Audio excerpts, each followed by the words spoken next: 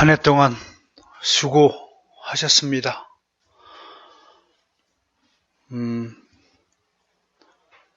함께 이 시간에 다시 한번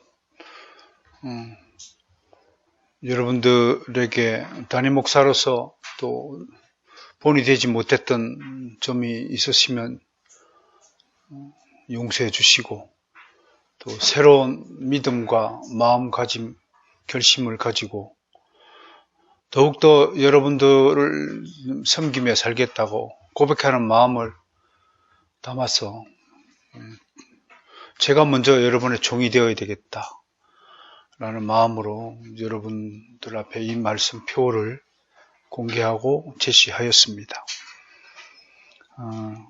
남은 목회 사역 기간 동안 열심히 또 여러분과 함께 저와 우리 모두에게 주신 리폼드 10 미션을 수행하고, 그렇게 해서 누가 이 사역을, 우리의 사역을 물려받을지 알 수 없지만 저는 늘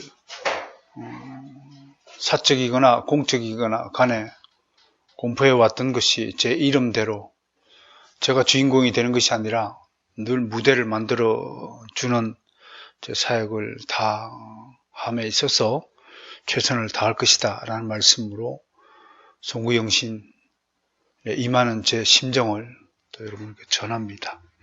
오늘 종이 되라 라는 말씀으로 여러분과 함께 은혜를 나누고자 합니다.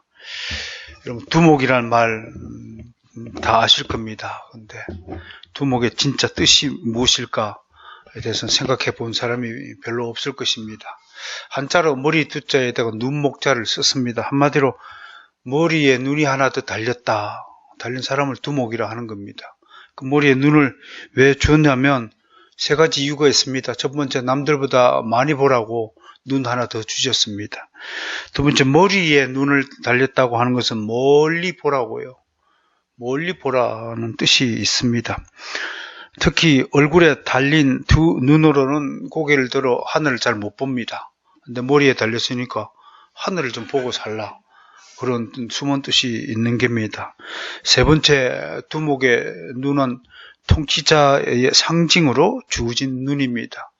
그 눈으로 자신의 휘하에 있는 사람들을 안위를 늘 살피라고 눈 하나 더 주셨습니다. 목사에게도 눈이 하나 더 주어져야 한다고 생각을 해봅니다.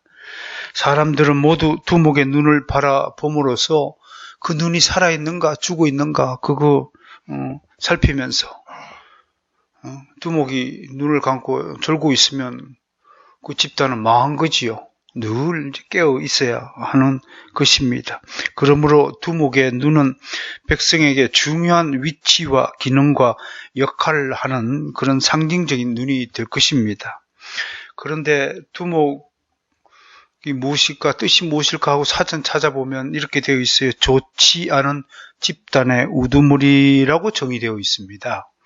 이것은 두목이 자신에게 주어진 특별한 은혜의 눈을 가지고 백성을 섬기고 잘 인도하는 사명을 저버리고 본분을 잊어버리고 오히려 백성을 지배하고 부려먹고 통치한 일에 사용이 되면 악한 집단의 우두머리가 된다, 그런 뜻이 여기에 숨어져 있는 겁니다. 그런데 다른 말로 좋은 두목이 있습니다. 그걸 우리가 지도자라고 부릅니다. 지도자의 이 지자는 손가락으로 길을 가리키는 사람이라는 뜻으로 가리킬 지자가 썼습니다. 손수변에 지목할 지자가 쓰여졌습니다. 턱이나 몸으로 가르치지 말고 손가락으로 가르쳐야 더 정확한 곳을 가르친다는 그런 뜻이 숨어 있다고 할 것입니다. 다음으로 이끌 도자가 숨어 있습니다. 이끌 도자. 근데 길 도자 밑에 촌자가 하나 더 붙어 있습니다. 그냥 길을 가르치는 것이 아니라 왜 촌자를 붙였을까? 그렇게 생각해 보면 하나는 이 촌자가 두 가지 뜻이 있습니다. 하나는 손목 안에 있는 요 생명선, 요걸 촌이라고 말합니다. 두 번째는 여기와 요 사이가 3cm라는 뜻입니다. 그래서 1촌은 3cm를 가리키는 겁니다. 그런데 생각해 보세요. 지도자가 얼마나 어려운 사람인가요. 손가락으로 생명의 길을 가르치는 겁니다. 이게 자살할 때 여기를 껐잖아요. 이게 생명선입니다. 생명선을 가리키는 손이 바로 지도자의 손이 되어야 됩니다. 근데 그 손이 바깥으로 향하지 않고 안으로 가리켜야 되니까, 안으로 가리키는 길이 얼마나 힘듭니까? 지도자는 생명의 길을 가리키는 것이고, 그 생명의 길은 결코 쉽지 않은 길이라는 뜻을 뜻합니다. 이것은 가리키는 손가락에 피를 공급하는 의미를 가집니다. 맥박이 뛰는 부위를 가리킵니다. 그곳을 정확하게 손가락으로 지목하여 백성들을 향하여 이곳으로 가야 한다라고 지도하는 사람만이 진정한 지도자가 될 것입니다. 결국 두목이냐 지도자냐 하는 것은 결국 자신을 먼저 위하는 자인가, 아니면 자신보다 백성을 먼저 섬기는 자인가에 달렸습니다. 백성들 위에 군림하는 자는 두목입니다. 두목은 무력이나 힘으로 누르는 자입니다. 군림하고 명령하고 추종자들을 동원하여 위력을 가하는 자입니다. 어떤 경우엔 법을 가지고 통치하기도 합니다. 그러나 그 법은 자신에게만 유리한 법입니다. 남들을 찍어 누르기 위해 만들어낸 법입니다. 무엇보다도 두목은 자신에 대한 비판에 귀를 닫고 그러한 자를 적으로 삼아 모조리 숙청합니다. 나한테 대드는 자들은 모조리 목을 쳐내는 겁니다. 무슨 청산이니 운운하면서 자기 편이 아는 사람을 모조리 적으로 규정하고 다 쳐내는 겁니다. 그러나 지도자는 먼저 자신을 돌아보고 자기를 먼저 개혁하는 자입니다. 겸손으로 무장하고 백성을 섬기는 자입니다. 그는 백성과 함께 합니다. 백성에게 바른 길을 가르치고 자신이 먼저 그 길을 걸어가며 백성들을 향해 자발적으로 따라오도록 설득하고 설명하고, 그리고 온 마음과 정성을 다해 백성을 섬기는 사람입니다. 무엇보다도 백성의 비판에 귀를 기울이고 공평무사하게 일을 처리합니다. 지도자는 동시에 그럼에도 불구하고 자신의 공을 내세우지 않습니다. 모든 공은 내가 잘났어가 아니라 백성의 것이라고 한삭고 높은 자리에 앉으려 하지 않는 것입니다. 언제나 백성의 안위를 걱정하며 조용히 일하는 사람입니다. 참된 지도자는 자기를 먼저 개혁하는 사람입니다. 칼빈은 개혁의 출발점은 자기 부인에 있다. 세상의 개혁자들은 니를 내가 뜯어 고쳐야 되겠다, 너를 개혁해야 되겠다고 말하고 있지만, 예수님은 남의 눈에 들보 티 보지 말고 네 눈 속에 있는 들보를 먼저 보라고 말씀하셨습니다. 그 말씀에 기준하여 종교개혁을 완성한 칼빈은 내가 먼저 나를 부정하지 않고는 다른 사람을 개혁할 자격이 없다라고 강조하였습니다. 그런데 세상은 거꾸로 개혁을 주장하고 있습니다. 그것은 참된 개혁이 될 수 없습니다. 왜냐하면 그런 개혁을 주장하는 사람들은 참된 지도자가 아니기 때문에 그렇습니다. 여러분, 인류 역사에 이러한 참된 지도자의 의미를 그대로 살아내신 유일한 분이 바로 예수 그리스도이십니다. 우리가 보기에 훌륭한 인생을 살다간 분들이 많이 있습니다. 소위 4대 성인을 시작으로 각 나라와 민족과 세계 역사에서 빛을 발한 위대한 영웅들이 있습니다. 그분들 훌륭하신 분들일 것입니다. 그러나 우리 예수님은 그냥 훌륭했다, He is great, 그런 말로 평가할 수 없는 분이십니다. 그걸 초월하신 분이십니다. 왜 그러냐? 세 가지 이유가 있습니다. 첫 번째, 예수님은 위에서 아래로, 하늘에서 땅 아래로 오신 분이십니다. 이것은 이런 출생 자체가 우리 인류사에서 유일한 출생의 역사를 가지고, 기원을 가지고 계신 분이십니다. 흉내낼 수 없는 출생입니다. 우리는 모두 땅에서 나서 땅에서 자랍니다. 그런데 예수님은 위에서 나서 사시다가 다시 위로 다시 돌아가신 분이십니다. 이것은 우리에게 중요한 것을 일깨워 주십니다. 우리가 앞으로 어디로 가야 할 것인가를 정확하게 손가락으로 가르쳐 주시고 떠나신 참된 지도자이신 것을 믿으시기를 바랍니다. 이런 지도자를 모시고 자란 우리 백성들의 얼마나 큰 행운이요, 큰 행복이라는 사실을 깨달아 주시기를 바랍니다. 두 번째, 예수님은 하나님이셨습니다. 하나님이십니다. 그 하나님이 하나님의 자리를 벗어버리고 인간으로 오신 분이십니다. 자신이 누려야 될 모든 유익과 권리를 다 포기하고 가장 비천한 신분으로 내려오셨습니다. 신학적으로 비하, 휴밀리에이션이라고 합니다. 비하는 비천한 신세로가 되었다고 하는 것입니다. 그 왕의 자리를 버리고 왕으로 누릴 수 있는 모든 것을 포기하고 이 땅에 오셔서 우리와 같은 성정을 가지시고 사신 것입니다. 보통 여러분 위에서 아래로 오는 것을 추락이라고 합니다. 세상의 이치는 다 위에서 아래로 떨어지는 것 다 추락하는 것으로 묘사합니다. 유성이 지구로 추락하잖아요. 떨어지잖아요. 유성이 지구로 추락해갖고 더 발전됩니까? 산산조각 깨어지는 것이죠.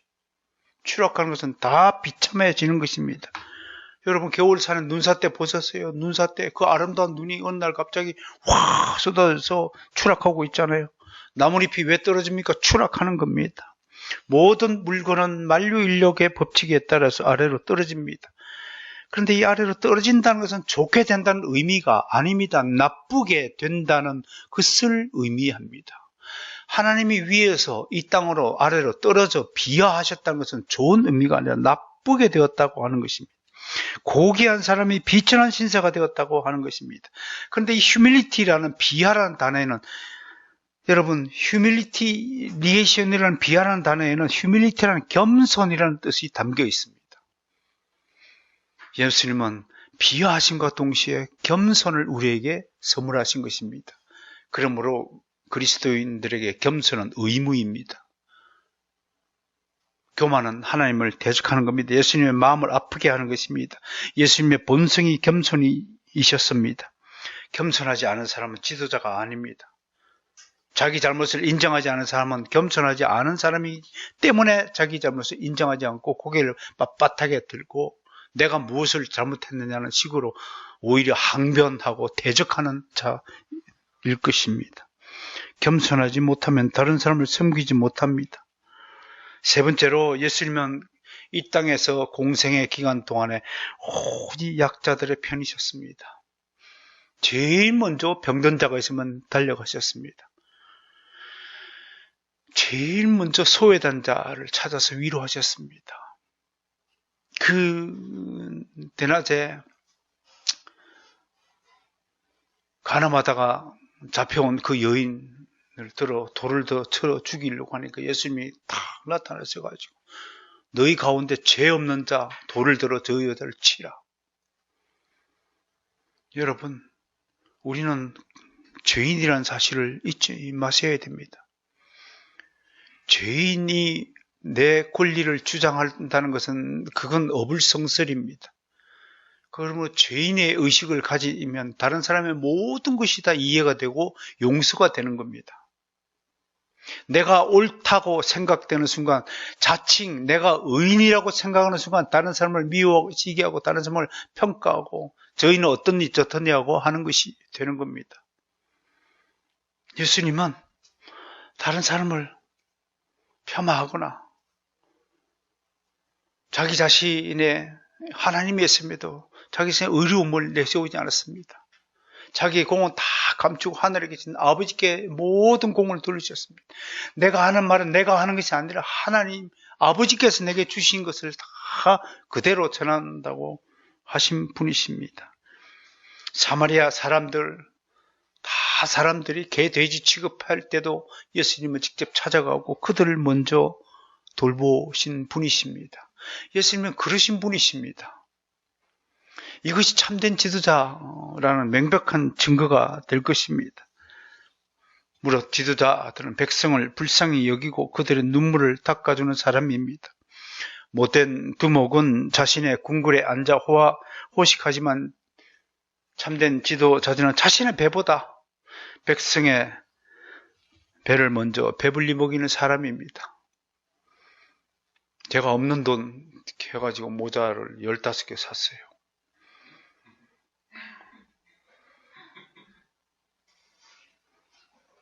나는 저 모자를 사면서도 저게 뭐 대수롭겠습니까? 그런데 그래도 아무리 세상이 거꾸로 가도 성도를 섬기는 목사 한 사람, 한두 사람은 있어야 되지 않겠느냐. 허구한 날 성도들로부터 선물만 받아먹는 목사가 아니라 작은 선물이지만 여러분들을 위해서 목사가 직접 선물을 해주는 그런 일도 좀 있었으면 좋지 않겠는가. 작은 선물이지만 기쁘게 받아 즐겁게 써주시길 바랍니다. 산에 갈 때 좋더라고요. 물이 쓰니까요. 어쨌든 참된 지도자는 백성의 고초를 살피는 사람입니다. 예수님은 잠잘 곳이 없이 떠도는 나그네였습니다. 올해 여러 가지 일을 겪으면서 전 예수님을 더 깊이 묵상하고 생각했습니다.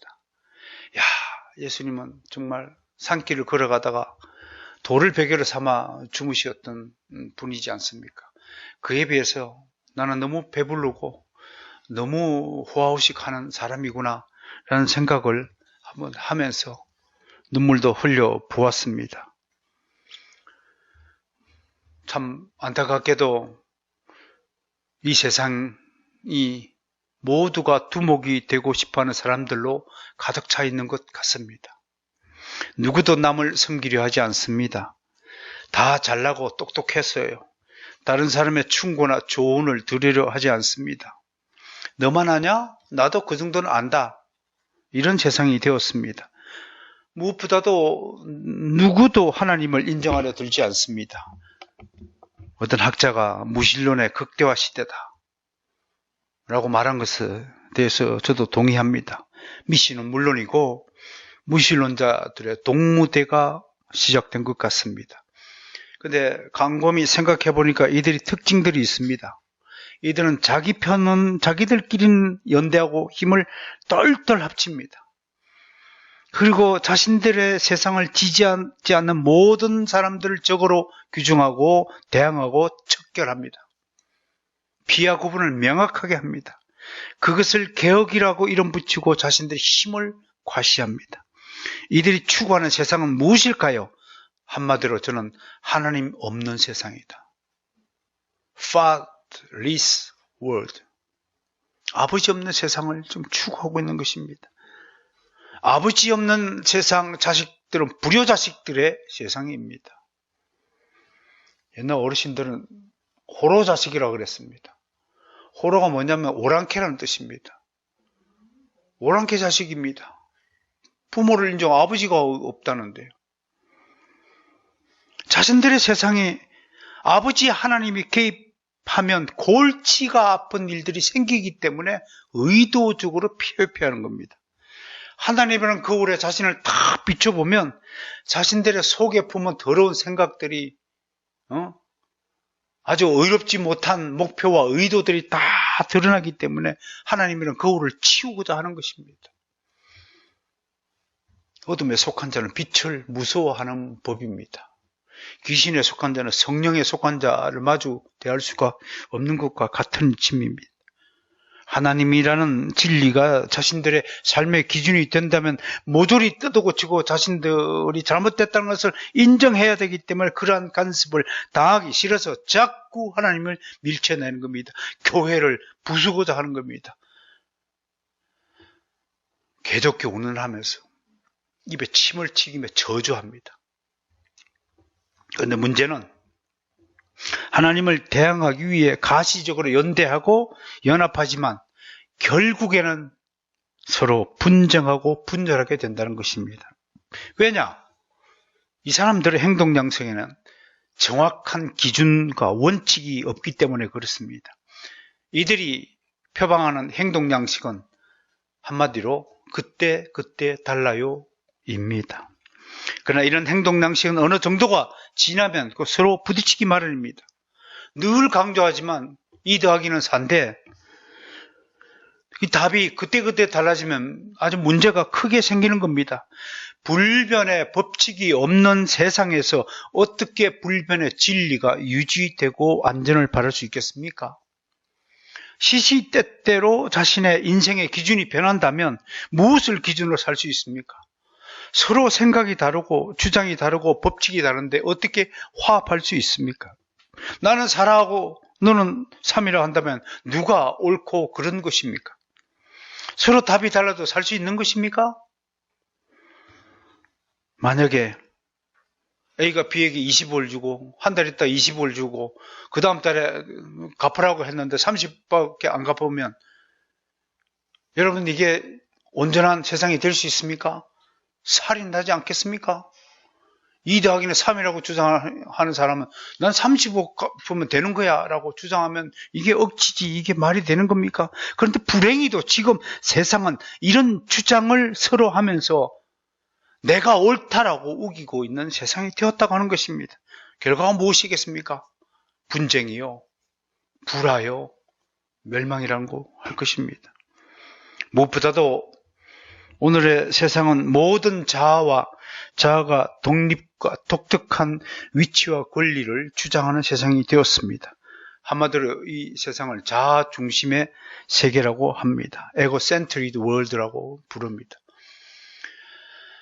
저는 그런데 이 말이 점잖은 말이라고 생각합니다. 저는 이거를 영어로 한번 써봤습니다. 에고 크레이지 월드. 우리말로 번역하면 자아 발광의 시대다. 그렇게 명명을 해봤습니다.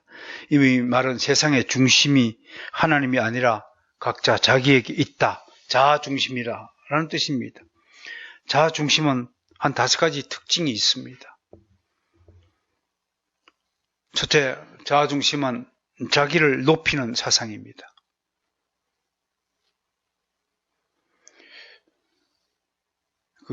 우리나라를 대표하는 무슨 BTS 같은 음악이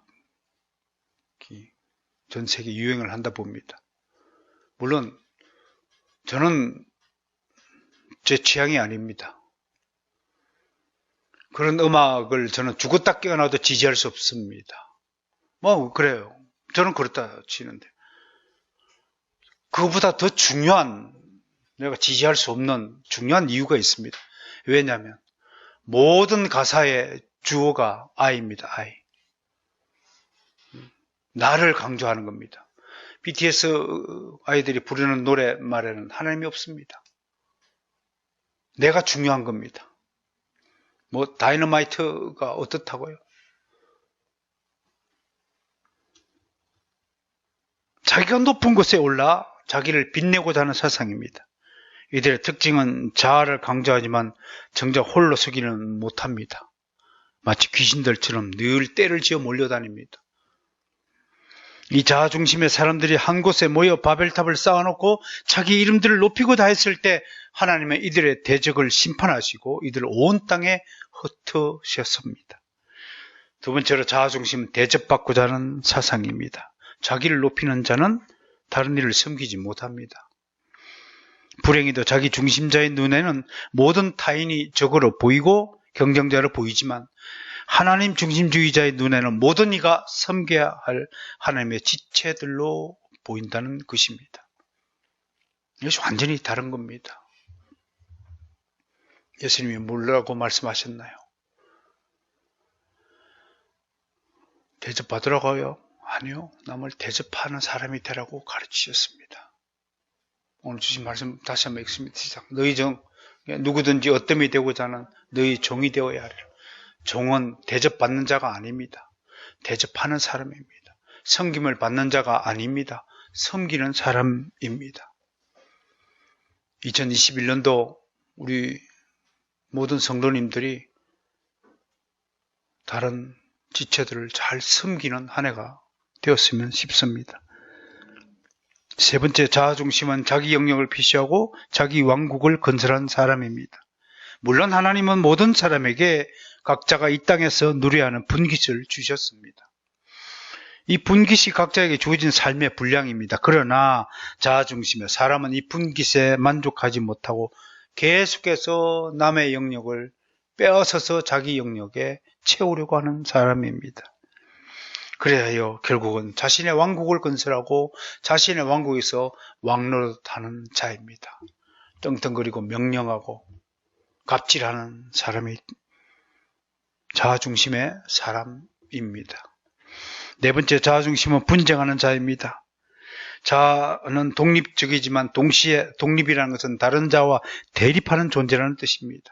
그러므로 자아는 대립하고 분쟁하기 마련입니다. 나의 이익과 너의 이익이 서로 다르기 때문에 서로 대립하고 충돌하는 것입니다. 세상은 이런 자아의 욕구가 서로 대립하고 충돌하는 것입니다. 그러니까 인간 세상은 본질적으로 화합이 없는 겁니다. 평화가 존재하지 않는 겁니다. 시어머니와 며느리 간에는 본질적으로 평화가 존재하지 않는 겁니다. 왜? 서로 추구하는 유익이 다르기 때문에, 목적이 다르기 때문에 그런 것입니다. 그러나 그리스도인은 평화를 도모하는 자입니다. 피스메이커가 되기를 소망합니다. 말투 한마디라도 다른 사람에게 화목을 전하고 다른 사람의 기분을 좋게 만들어야지, 말투 하나로 다른 사람의 기분을 상하게 하는 것, 분쟁하는 자가 될 것입니다. 마지막으로 다섯 번째, 자아중심은 결국 하나님을 대적하는 사상입니다. 자아중심이 노리는 것은 아까도 말씀드렸다시피 자신이 주인이 되고자 하는 것입니다. 그러므로 진짜 주인이신 하나님을 주인의 자리에서 몰아내는 것입니다. 성경은 이것을 일러서 반역이라고 분명히 적시하고 있습니다. 오늘 말씀을 정리하겠습니다. 종으로 섬긴다는 것보다 아름다운 일은 없다. 결론을 이 말씀을 드리겠습니다. 섬기는 자는 숨겨진 곳에서 일하는 사람입니다. 오른손이 하는 것을 왼손이 모르게 하듯이 드러나지 않도록 조용히 일하는 사람입니다. 그리고 자기를 드러내지 않으면서 동시에 다른 사람을 높이는 것입니다. 주연이 아니라 조연하는 사람입니다. 주연은 자기를 빛나게 하는 존재지만 조연은 배경이 되는 사람입니다. 제가 아침 묵상에도 글을 썼지만 배경이 없으면 모든 존재는 빛나지 못합니다. 별들이 아름다운 빛을 발하는 것은 밤하늘이라는 배경이 있기 때문에 그렇습니다. 코스모스를 꽃이라고 잘 말하지 못합니다. 그런데 코스모스도 꽃이라고 불러주는 것은 가을이라는 배경이 있기 때문에 코스모스가 꽃으로 대접받는다고 하는 것입니다.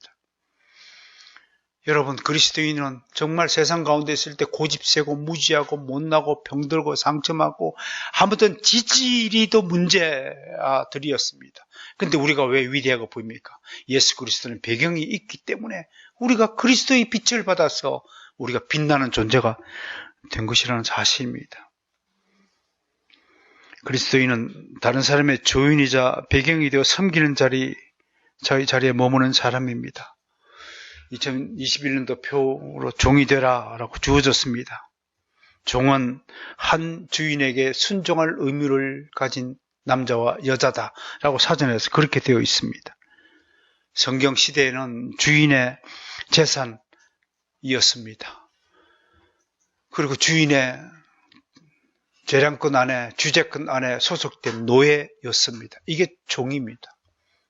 우리의 주인은 예수 그리스도입니다. 우리 예수 그리스도의 재산입니다. 우리 예수 그리스도에 소속된 노예입니다.